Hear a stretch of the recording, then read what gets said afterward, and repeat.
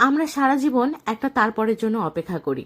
পরীক্ষাটা শেষ হলে তারপর শান্তি, চাকরিটা পেলে তারপর জীবন শুরু, একটু গুছিয়ে নিলে তারপর নিজেকে সময় দেব, সব ঠিকঠাক হলে তারপর সুখী হব। এই তারপর একটা দিগন্ত রেখার মতো যতই এগোই ততই পিছিয়ে যায়। আমরা ভাবি একটা নির্দিষ্ট বিন্দুতে পৌঁছালেই জীবনটা পুরোপুরি শুরু হবে, আর তখনই আমরা নিঃশ্বাস নিতে পারবো। কিন্তু জীবনটা আসলে সেই অপেক্ষার ফাঁকেই ঘটে যায়। যে বিকেলে আপনি ক্লান্ত হয়ে বারান্দায় বসে চা খাচ্ছিলেন, অথচ মাথায় চলছিল কালকের কাজের লিস্ট, ওটাই ছিল জীবন।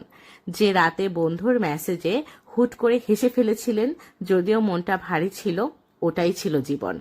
যে মুহূর্তে কেউ কিছু না বলেও পাশে বসেছিল, ওটাও জীবন।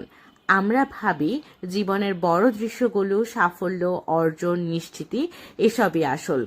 অথচ আমাদের অস্তিত্বের সবচেয়ে সত্যি অংশটা লুকিয়ে থাকে ছোট ছোট অসম্পূর্ণ মুহূর্তে, যেগুলোকে আমরা তারপরের জন্য সরিয়ে রাখি।